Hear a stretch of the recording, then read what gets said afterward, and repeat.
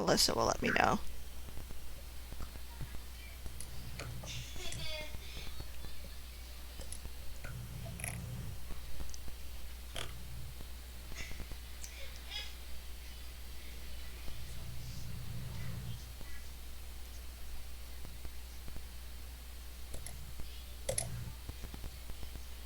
Usually takes about 20 seconds. Okay, there it is. There we go. We're all set. Welcome, everyone, to the Albany Public Library Board of Trustees Meet the Candidate Forum. We are holding our forum online because of the COVID-19 shutdown. And we've got 8 candidates running, or 7 candidates now running for 2 seats on the Albany Public Library Board of Trustees. I am Karen Strong. I'm the president of the Board of Trustees, and I'm the moderator tonight. I appreciate everyone who's joining us live. You can also watch the video later, share with your friends. And this is a great opportunity to learn about the candidates who are running for the Board of Trustees before filling out your ballots, which I believe are coming in the mail starting today. So we're going to hear from the candidates. One person decided to resign from the race earlier today. Quisi Burgess is in position 2, and he decided no longer to run. So he has not joined us today. So now there's a total of 7 candidates, active candidates, running for the 2 seats. We have 3 questions that each candidate will have 2 minutes to answer. I'm joined in asking questions by Alyssa Kane, who is an APL trustee and a member of the board's nominating committee. So throughout the forum, you'll see the candidate's name, you'll see the pictures of the candidates on screen for those whose camera is working at the time. Technology does not always work the way we expect. Their names will appear as well, and everybody's name on the screen appears as it will on the ballot. Melanie Metzger is the library's assistant director, and she's helping us with the technology tonight, which we are so grateful for, because she's the one making everything run smoothly. It is her computer screen that we are seeing on the YouTube feed, and you may hear from Melanie if we have a technical issue. Rebecca Delgazo is the director's administrative assistant and helps the board out with some things as well. She's serving as our timekeeper. You'll see Rebecca hold up a sign when each candidate has 30 seconds left to answer their questions. I think she's going to try to maybe hold up a sign. She's also going to let the candidates know via chat when there are 30 seconds on, and Alyssa and I will remind candidates if that's necessary. So that's the logistics. So it's time to get started. All right, so Melanie or Rebecca, are you handling these? I don't know if that's Jessica. I believe everybody we have is. Oh. She had left, and now she's coming back. Okay. Hi, Jessica. Okay. So I'm going to introduce you to the candidates in alphabetical order. And I will invite the candidates to unmute and wave, and that will bring your picture up on the screen. And just not waving won't, but if you say hi, it will. So try that, see if that works. So I'm going to introduce them in alphabetical order because that's the order that you will appear on the ballot. So first up is Jessica Ballerin. And Donna Dixon. Jeffrey Keller. Aye. Tom McCarthy Jr. Hi, everybody. Catherine McNamara. Hi, good evening. James Monroe. Hi, Ryan. And Brigitte Pryor. Did I get that right? Yes. Hello. Hi. Welcome, everybody. Thank you so much for your interest in running for library board. So, Alyssa, you're flipping around on the screen. Hope that's just virtual. Sure. Can you get started? Hi. Oh. Am I there? You are there. I'm not there. You are. Go ahead. Do you see me? Do you see me? Okay. Yes, we do. Excellent. Sorry. Hi, I'm Alyssa Kane, and I have the first question for today. What role does the library play in the city of Albany today? What role does the library play in the city of Albany today? I will call on each candidate when it is their turn to answer. Jessica, could you go first, please?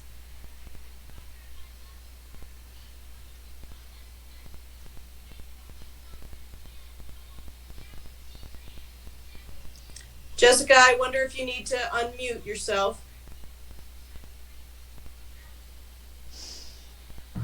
I wonder if we lost Hi. Jessica.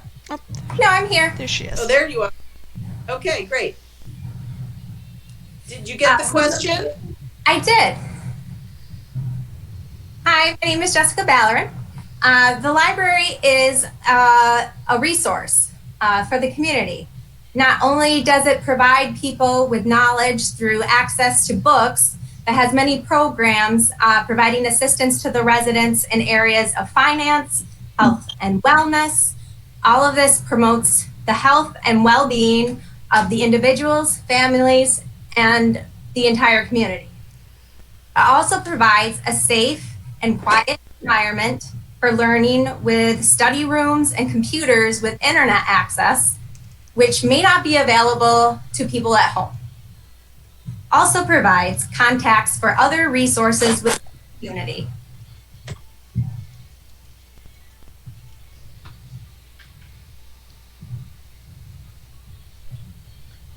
Thank you, Jessica. Donna, you're next. Okay, thank you, Alyssa. I'm Donna Dixon, and in answer to the question, what role does the library play in the city today? I think that its role is most elegantly stated and most succinctly stated in its mission statement. It educates, it entertains, and empowers our community. And what that means to me is that we have a library that very thoughtfully and responsibly and proactively meets and serves the community at the point in time of need. This was really so powerfully demonstrated by how quickly it pivoted to virtual services and adding to those services for real-time needs during the pandemic. It's always been great at providing content and programming in response to real-time needs in the city, and it's been really heartening for me to see that creativity and commitment to service not only continue but grow during such challenging times, taking services and programming that people rely upon and keeping them going and growing, whether those are virtual story times, online craft demos. The conversion of the makerspace to help manufacture PPE was just astounding to me.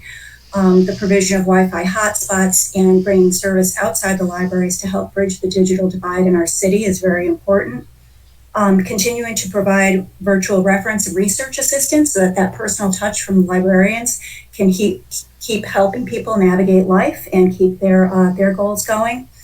And the continuation of service at such a high level really, to me, keenly represents the responsible stewardship and development of the community's investment in libraries that we rely upon and that we support as taxpayers.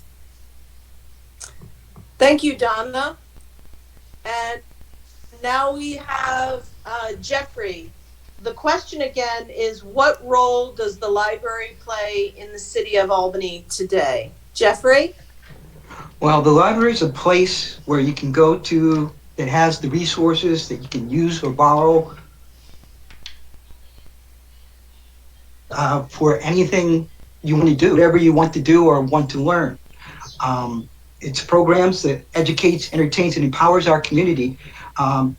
Those are exemplified by the preschool and the literacy programs. They meet all that criteria. The library supports the community. And the library is the community supporting individuals. Charlie? Thank you. Or Maggie, I need you guys not to be so loud. Thank you, Jeffrey. Now, Thomas, I need you guys not to be so loud. You can go now.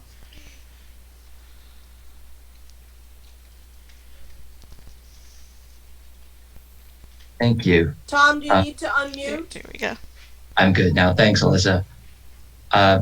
So just like Donna, the first thing I did when I saw this question was look back to our mission statement. Our mission statement is the role we've defined for ourselves in the community. And it's really important to the trustees' frame of mind as we go about our work. To me, the modern library is a connector. So it connects people to information, which has always been the core role of any library. And we see that as Albany connects people to not just books, but the internet and so many other informational resources. But also libraries connect people to each other through our programming, through our meeting spaces, and all the great ways you interact with APL. So I like to think of the library as a place where people can go to socialize if they are, live alone and need to get out of the house, or where people can go to find a quiet place to study that's away from, maybe trouble in the home or trouble at school. It's a safe place for that. So libraries can fill whatever gap you have in your life. Libraries are a great place to help supplement that and give you a complete, holistic informational space. So when I envision the perfect library, I see it at the center of civic and social community life. And in Albany, we're on our way to doing that. We have great neighborhood branches and great community-based partnerships that help us reach so many residents. Everybody has their orbit, home to work to school. And I want the library to be in as many people's regular orbit as possible. And if we do that, I think we're fulfilling our mission and making us an indispensable community resource. Thanks. Thank you, Tom. Catherine, it's your turn now. Hi, thanks, Alyssa. So I truly believe that the library has taken on the role of a modern community center. It's a gathering place for organizations or for youth after school. It provides job assistance, networks for new parents, and access to free resources that have expanded significantly over time. The library has done such a good job of evolving to meet the various needs of the community. Libraries also give that kind of first taste of responsibility and decision-making to young kids. And they're just so much more than hubs for knowledge. They're places that we really depend upon for services, social connection, and they're an access point for a free and a safe space to linger. I think libraries are really for everyone, and they're a focal point for the city for community and civic engagement. And while, of course, this might look a little bit different right now, I think it's so crucial that we maintain this responsibility and we provide our residents with access to all of these resources. Thank you. Thank you, Catherine. Now, James or Jamie. Hi, I'm Jamie Monroe, or James Monroe on the ballot, I suppose. I think this is a really interesting question because there are so many possible correct answers. So I thought I'd share an anecdote. A few months ago, obviously before the library buildings shut down, I was at the Pine Hills branch returning a book, and I saw in the large meeting room there was a group of about 20 people who were painting. And it was a multi-generational group, pretty racially diverse. And it was a free event where they all just got together and painted, mostly just amateurs, people doing it for fun. And it occurred to me that that doesn't exist anywhere else where you can do that in the city. So a few other people have said that the library sort of functions as a de facto community center and a place sort of where the city goes to meet itself. And I think that's really, really true. So obviously, like, the library has a traditional role of connecting people to media, but also, these civic institutions are really crucial for a functioning city, for, a city where people know and trust each other and can build a community. And I think not just the painting workshop, but lots of other things like baby bounce and story time. I've heard from neighbors and friends that, their children met lifelong friends at those events and developed like a love of literacy because of them. So to echo what a lot of other people have said, I think the library is a crucial institution for the city because it does bring people together and helps provide a lot of other services as well.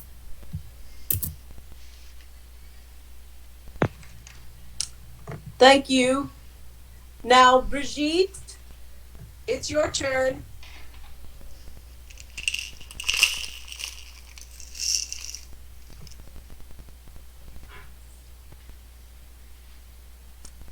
Let's see. I Brigitte, can apologize. you Sorry. unmute yourself? There you go.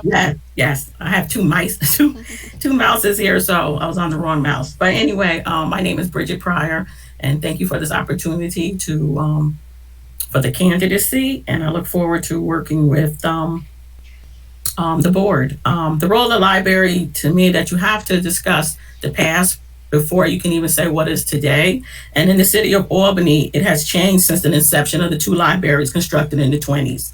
Harmers Bleecker, built in 1923, intended exclusively for the library use before closing its doors in 1977. The beautiful historic John Howe Library, built and remains in the use in the South End in 1929. Over the years, it has expected a certain decorum to be followed and maintained. Now the library is the heartbeat of the community. Today, the institution means inclusion.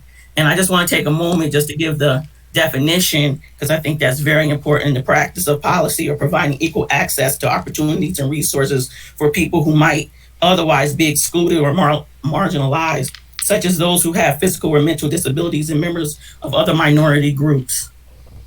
The establishment reaches everyone, no matter the demographic, socioeconomic background, or nationality or race. The library is there to serve everyone without judgment. When entering the library, everyone is on the same playing field. It provides safe haven for the disenfranchised. All 7 branches provides little something for everyone besides books and DVDs. It amazes me the plethora of services that the library offers, such as borrowing of fishing poles, museum passes, and providing space for tutoring, mentoring, workshops, and lectures.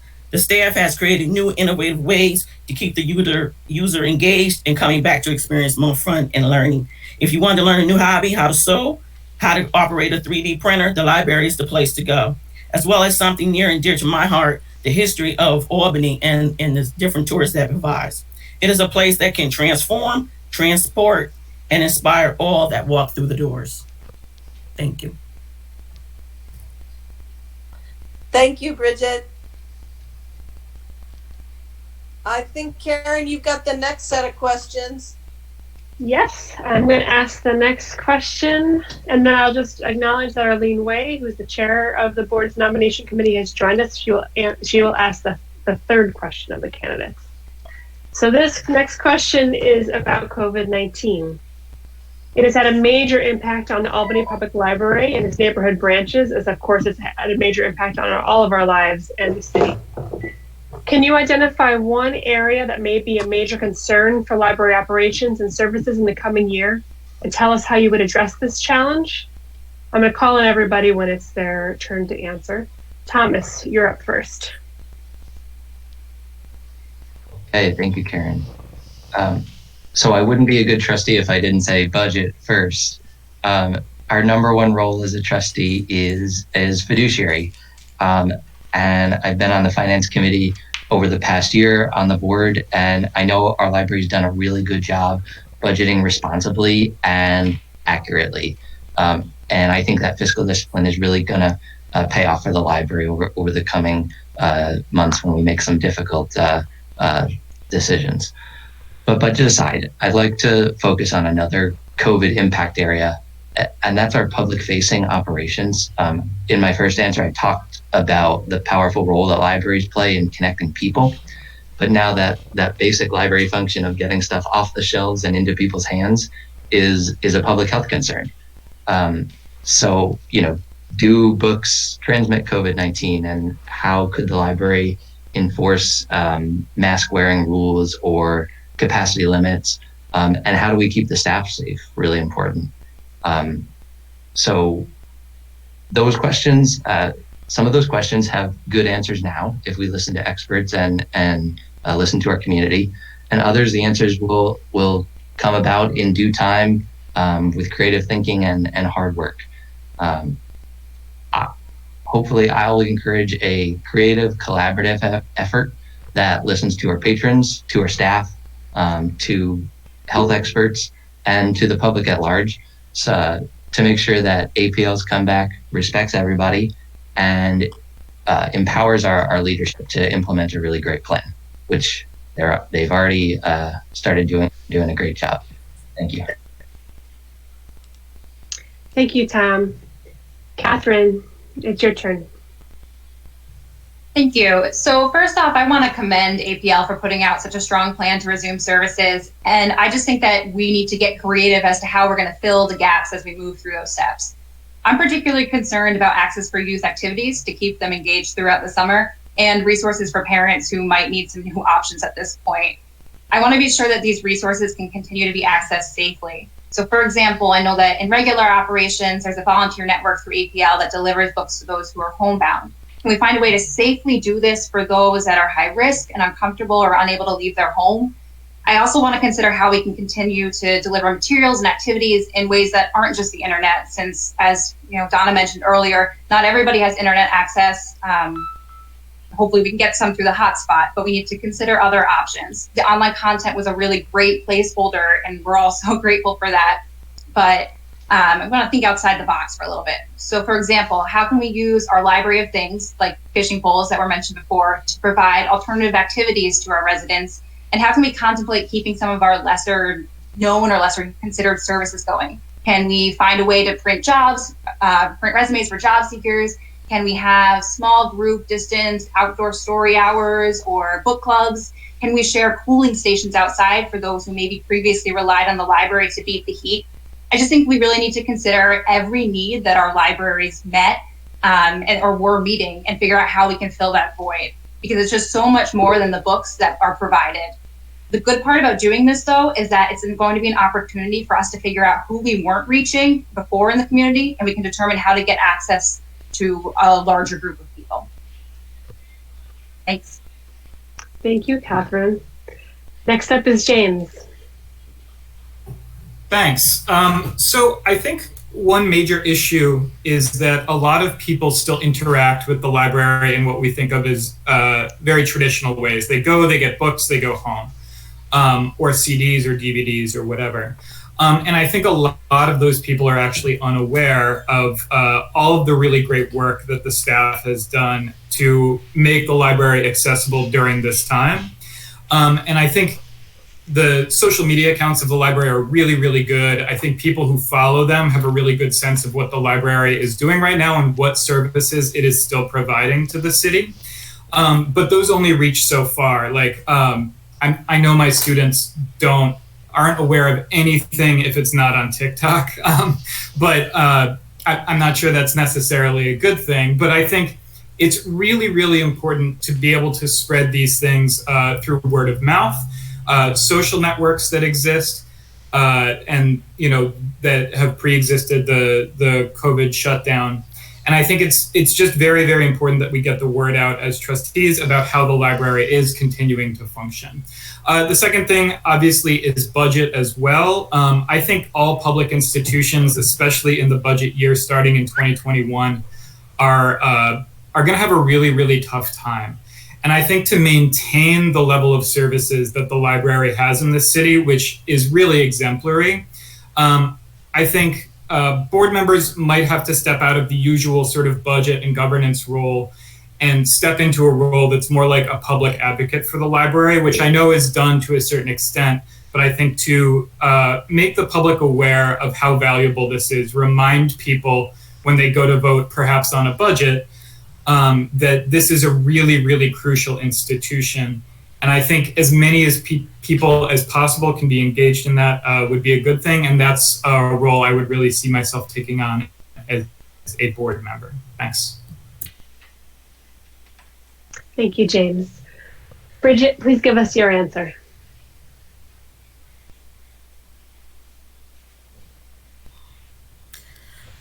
Like I stated before, inclusion is very important to me, and I think that the major concern that I have for library operations and services are the disenfranchised population, primarily the homeless, who use the library as a safe haven. But how do you shelter in place if you don't have a shelter? There are wonderful homeless shelters around, but since the weather is getting warmer, they're very underutilized. So I would suggest Entry into the library would have changed because of the mandates of practicing social distancing and wearing a mask if they don't have one to provide a mask prior to entering. I propose sitting on, making the seating area, the quiet area in the library condensed. Everybody's practicing social distancing 6 feet apart, and of course sanitizers all around the facility or the location. And at 162, they have 2 entrances. So one entrance, I know it's probably, again, staff and budgeting, that one entrance would be closed and the other to see how many people come in, like all the different businesses that are doing now to make certain that the library meets its capacity. Taking a temperature at the front door for the patrons is an ideal, and also promoting health practices by providing workshops and lectures on how to keep how COVID-19 is affecting everyone. Promote the online services, and for those who want to pick up books, curbside services, a place to order online or by phone, just to get the word out, because I don't think that the homeless are taking this seriously, and they don't have the resources to combat this pandemic. Thank you, Bridget. Jessica, it's your turn.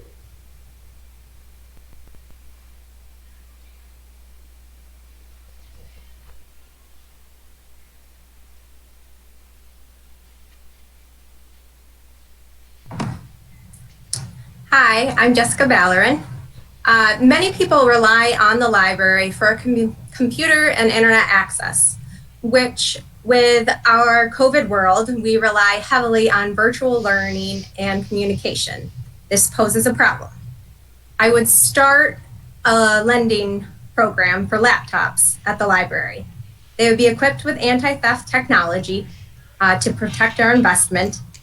And we would create hotspots within the city and public outdoor areas where people could sit outside and appropriately social distance or sit in their cars and use the internet. There are grants that are available during the crisis focused on education and virtual learning. And the library has a wonderful app which is accessible to people who have smartphones, which most people do, but it is difficult to complete many tasks using a smartphone as opposed to using a computer, such as like a student writing an essay. Thank you. Thank you, Jessica. Donna, please respond now. Thank you.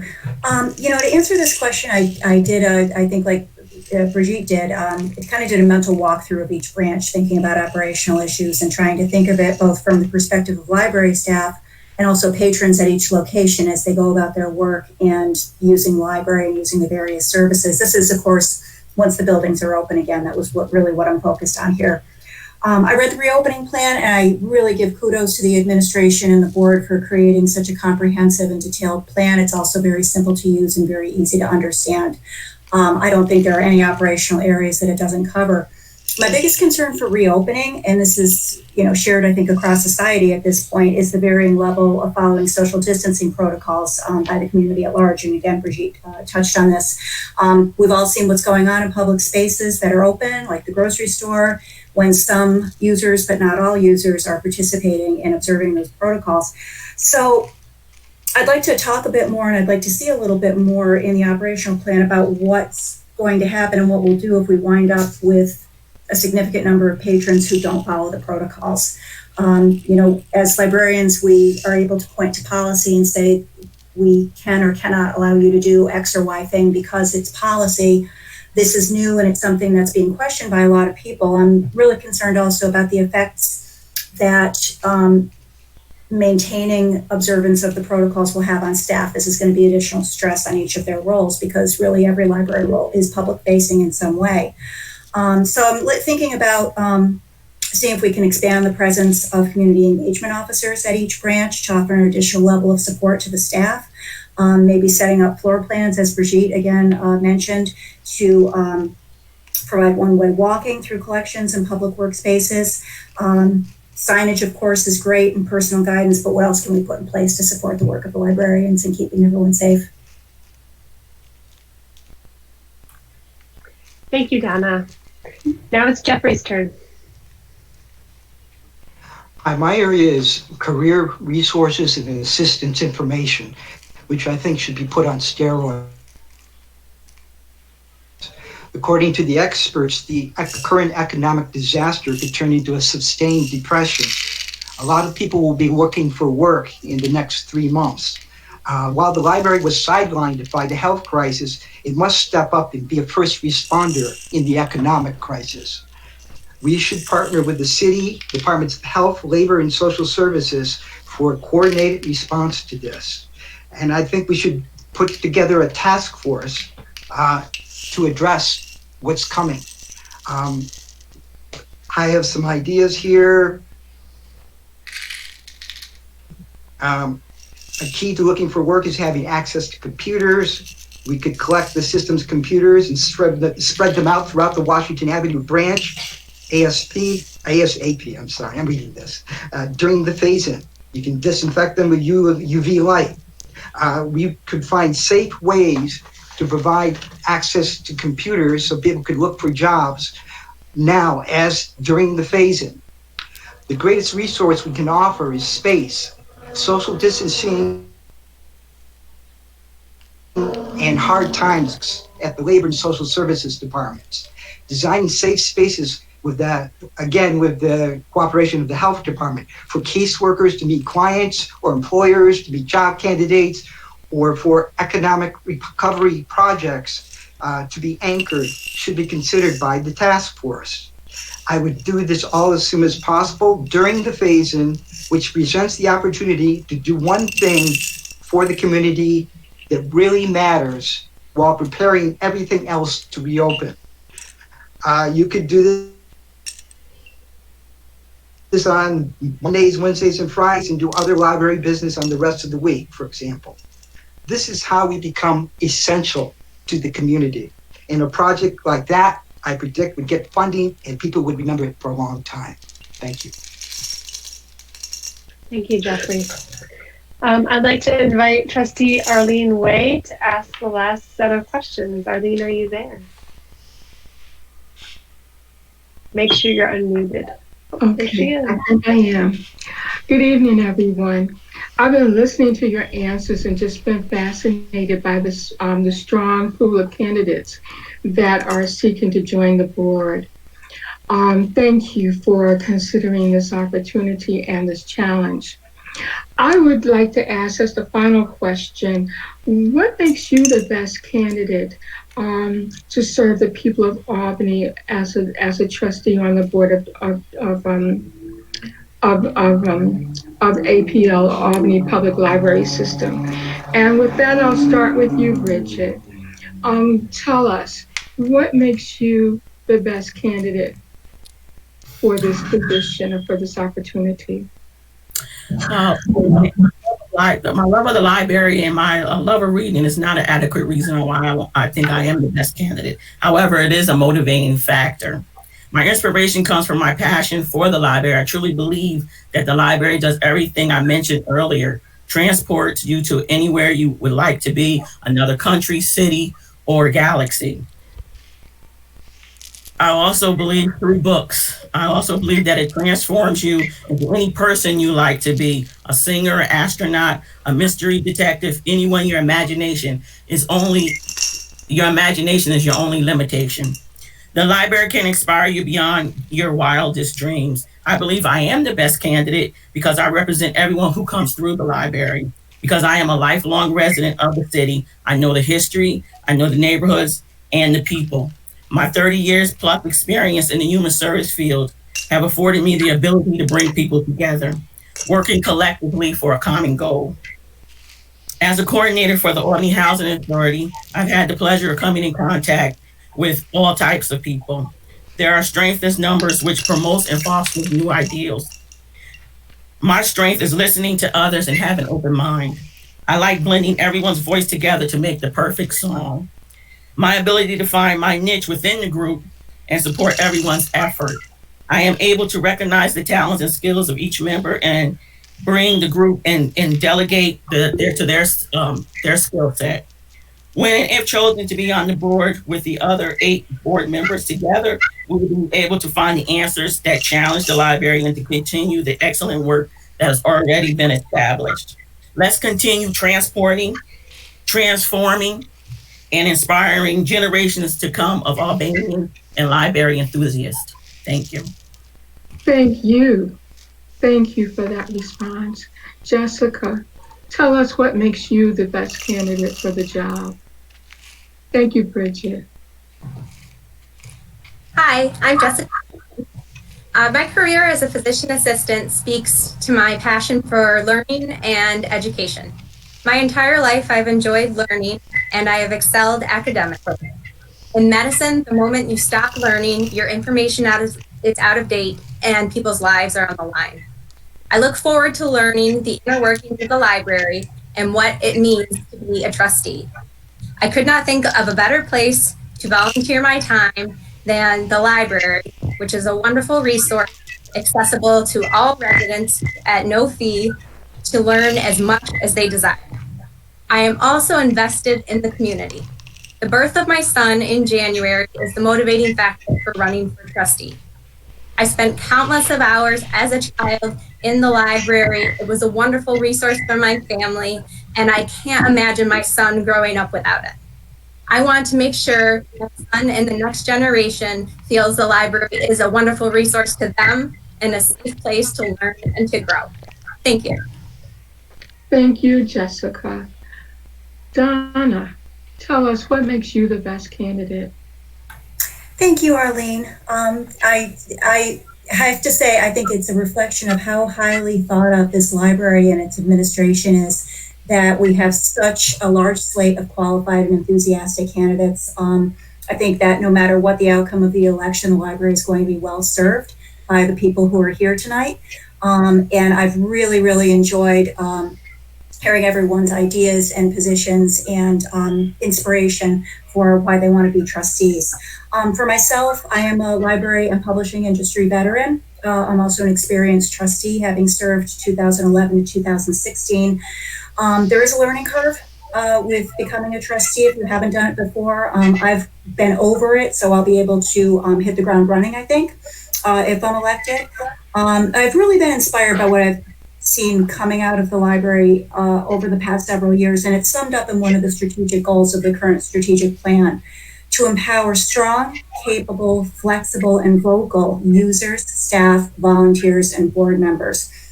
And I love that users are included in the group that we want to make strong, flexible, capable, and vocal. That makes me really excited about supporting this mission of this library and the possibility of returning as a trustee. Thanks.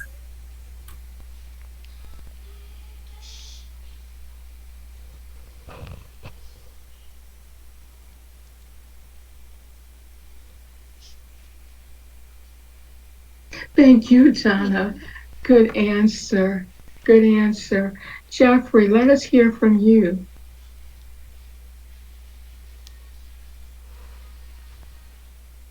Unmute yourself.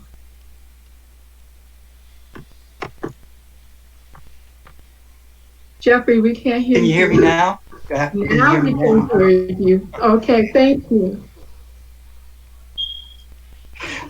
Sorry about that. I first became interested in being on the board when I heard that the current strategic plan ends this year. And originally I wanted to bring a new set of eyes to look at the results. Many of the recent changes have solved a lot of problems, but as everybody knows, any solution will bring a new problem. And that's when you want a new set of eyes to look at the situation. I'd like to help the library address this moment in history for our community, and I'm concerned about the survival of the branches, reconnection and engagement of the community, the library's flexibility in its programs, and also keeping the library as a place of refuge. From being able to browse through stacks of books, to opening up the bathrooms. Thank you. Thank you very much for that response. Thomas, can we hear from you now? Absolutely. Thanks, Arlene. So I'm a lifelong resident of Albany and a graduate of Albany High School, class of 2013. And I've been going to APL since before I could read or write. My long history as a library user and a member of this community is something I draw on every time I do this work as a board member. I listen to the community, and I think I've got a strong sense of what the community wants from their library. And as a younger board member, I think I add a positive dimension to the board. Part of what makes any board great is a diverse group of perspectives, and I feel that I'm bringing a perspective that's needed on the board to create a really well-rounded group. I try to treat advocacy as a two-way street, meaning that I bring the community into APL by speaking up for what I think residents care about, but advocacy also works in the other direction. So I bring APL into the community. I make sure my friends have library cards and that they know what they can get from their library. I talk about the library on social media, and I just try to represent the library in my day life, which I think is really important for trustees to do and to care about. So lastly, I'll end with a quick story that tries to illustrate my thought process as a trustee. At a recent board meeting, we had a discussion about the long-running challenge of maintaining a fully staffed facilities department, which maintains our buildings at APL. And later that week, I was sitting in the Washington Ave branch and overheard a man in his 20s approach the reference desk and ask for resume help. And I thought back to that conversation at the board, and the light bulb went off. And I saw an opportunity to make sure that when our librarians give resume help and job search help, that applicants know that there's a job right here at APL that might be a good fit for them. So I look forward to getting back to that conversation at the board. And that's a small example of the creative thinking that I try to bring to the board and help make APL a best it can be. So thank you guys for hosting this. And I love talking to libraries, and it's been great getting to know you. Thanks. Thank you, Thomas, for your message and for your concern and advocacy. Catherine, can we hear from you? Yeah, so I've contemplated running for a few years now, and I think one in particular moment gave me the push over the edge, which was the day the branches were closing, and I watched my community flow in at 5:30 p.m. to take advantage of all the resources that the library had to offer. And everybody was so sad that they wouldn't be able to come to that space again. And it motivated me so much to see how important libraries are to the community. So like everybody else speaking today, I love my library. I love the city I live in. And I'm so passionate about the fact that libraries go so far beyond books. They're providing such a great service to the city. And I think that, as Tom touched on, not everybody realizes that yet. And I've made it my personal mission to encourage people to get a library card and explore all the different things the library has to offer.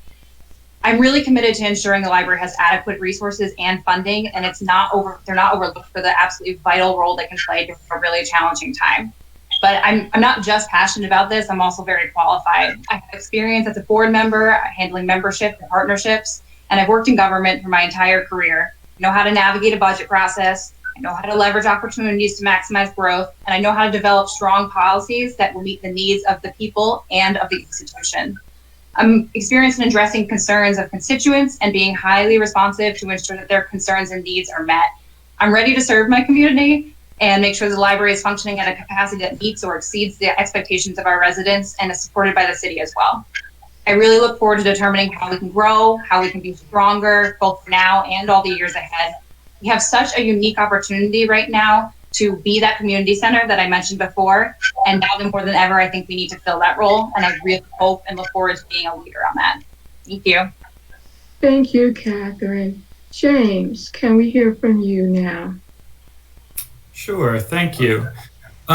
So I am a high school social studies teacher, and before being a social studies teacher, I taught at a community college. So I taught a lot of traditional and non-traditional students, all of whom rely on the library pretty heavily.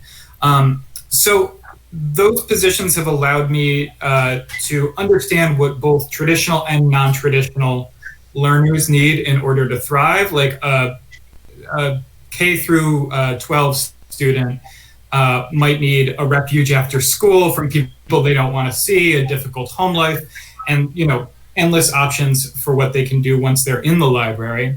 But a single mom trying to get her high school equivalency degree might need something completely different, and the library has to try to serve both of those people at the same time and do it really, really well. So I'm been intimately connected to a lot of those people in the classroom, and I think I could really do a great job representing their needs on the library board. I also have experience. I worked for a nonprofit of sort of activist lawyers, sort of on the other end of the board, helping the executive director put together the board agenda, all of that stuff. So I understand how budgets work and how governance works in large organizations.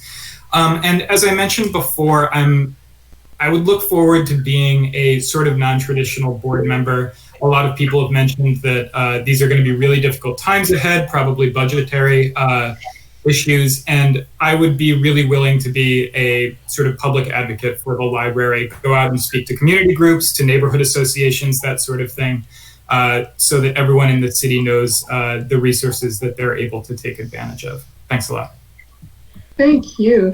My goodness, this is going to be some hard choices here. We've got a fantastic group that are running for this for board seat. I'm going to turn this over to Karen now, who's going to bring us around. Thank you so much for your responses and for your interest in serving our community this way. Thank you. Karen? Thank you, Arlene, and thank you, candidates. I just want to echo what Arlene and so many others have said. I want to thank you for spending the time to think deeply about these questions and really learn about the library in the process. I'm really grateful for that. I'm excited and agree with Arlene. This is a tough decision, so thank you. I just want to give everyone, as we close, some important information about voting and how that's going to work, because we've never done this before. This is a whole new thing. So all qualified voters in the city are in the process of receiving absentee ballots in the mail from the school district. So that process is starting today. Inside the envelope will be a postage paid return envelope, as well as the ballot. Voters will need to fill out the ballot and return it to the school district. You can put it in the envelope and send it back by mail, or you can put the envelope in the drop box at the school district offices at Academy Park, which is right near City Hall and the Capitol. It's very important to know that if you want your ballot to be counted, it has to be received by the school district by Tuesday, June 9th at 5 p.m. Not postmarked, but received. So it's not safe to mail it on the 8th. If you want to mail it early. Otherwise, bring it right to Academy Park. All this information can be found on the library's website. The website is www.albanypubliclibrary, all one word, .org/about/leadership. The link is in the description of tonight's forum, so that's where you can find the link for more information. We want to thank all of the candidates for participating in tonight's forum. I'm so grateful for your time and your efforts and your interest, and thank all the viewers for watching. Thank you and good night. Good night. And with that, I'm going to stop the stream.